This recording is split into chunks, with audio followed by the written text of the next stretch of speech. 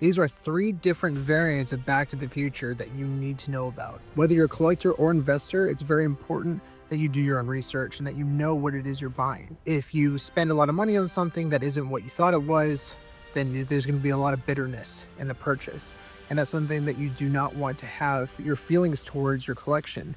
That's really unfortunate when that happens, and it really comes down to just putting the time in and knowing what it is you're buying. Now, for Back to the Future, there are maybe 5 to 10 variants at least of this film over the course of 15 to 20 years. Now, these are the 3 most important variants that you need to know, and we're going to go through each one of them. The first variant is the 1989 copy. This is considered a third print. This is the most common copy. They sell for anywhere between 80 to 150 depending on the condition of the copy itself. And the reason why you know it's a 1989 copy are 3 things. One is the MCA logo in the very bottom corner. On the other side, you'll see MCA watermarks. And then the date, 1989. This is the 1986 copy, which is considered a second print. And this is also signed by all 3 cast members, Thomas F. Wilson, Michael J. Fox, and Christopher Lloyd, and it's also rewind graded. The biggest difference between this copy and the 1989 copy, you'll notice that there is no MCA home video in the top left corner. It's actually on the bottom right here. And on the back, you'll see, right on the bottom, it'll say 1986. That's when you know it's a second print copy. It also has MCAA watermarks on the side, similar to the 1989 version. That really is the only difference between the 1989 and the 1986 copy. However, this one sells for a much higher premium than the 1989 version because they're much more scarce. Average cost for these copies go for anywhere between $500 to $1,000. Every once in a while you'll see some on eBay, but overall these are very, very rare copies. Now this copy is considered the most rare of the Back to the Future tapes. There are only about roughly 10 sealed first print copies known today, and this is one of them. We were lucky enough to have this signed by Michael J. Fox as well. It was actually graded in 9.4 from CGC, but we had it cracked out of the case to get it signed by Michael J. Fox. So once CGC Home Video has their yellow labels, we're going to submit this for grading again. The record price for a first print Back to the Future VHS tape was for $75,000. However, this was owned by actor Thomas F. Wilson, who played Biff in the Back to the Future trilogy. This was sold on Heritage Auctions and also graded by VGA. So how do you identify a first print Back to the Future VHS tape? Well, the first thing you'll notice is the watermarks. That's the biggest thing you notice for the first prints. You'll notice that there are wraparound watermarks for the MCA logo. And these watermarks carry all the way to the back as well.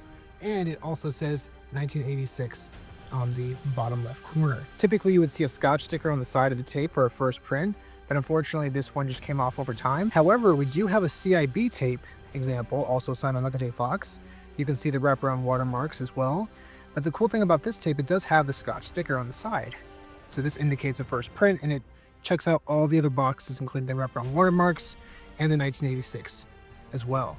Now this is a CIB tape, also very rare in terms of finding a complete in box with plastic still around the actual package. Not very common to find that. So if you see one of those, you could probably get one for a very affordable price, because right now people are not thinking in that way in terms of pricing in comparison to video games for CIB. Something else you want to consider if you're looking for a CIB tape is not just the things that indicate on the box, but also on the cassette, because someone could sell you the wrong cassette tape or a later print for the first print box. So the things you need to look for a first print Back to the Future tape, if it's CIB and opened, are first indicators, the Scotch tab right here, and also the year.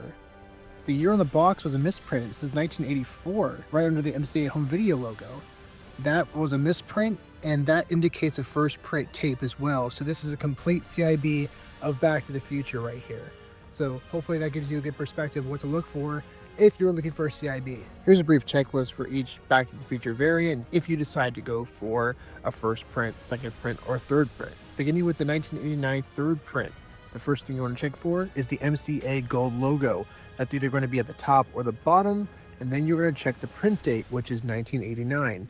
The third thing is the MCA watermarks on the side.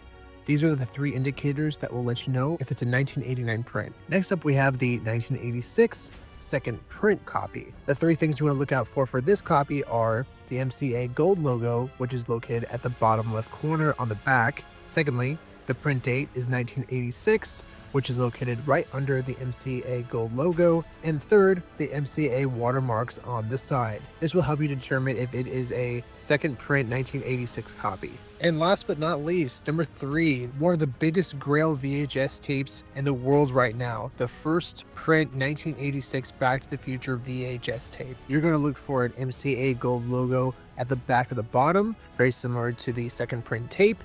It'll also say 1986. Now, the third thing, the biggest thing you want to look for is the wraparound watermarks. We showed this example earlier. The watermarks are wrapped around the entire tape. Also, if it's still there, it's optional. It doesn't mean that it takes away from being a first print, but the Scotch sticker on the side, that's just additional value for the VHS tape. Thank you so much for watching, guys. We hope this video helps your collecting journey, and please remember to always do your own research. Also, make sure to like this video and subscribe if you'd like to see more collectibles content. Thanks again for joining, everybody. We'll see you on the next one.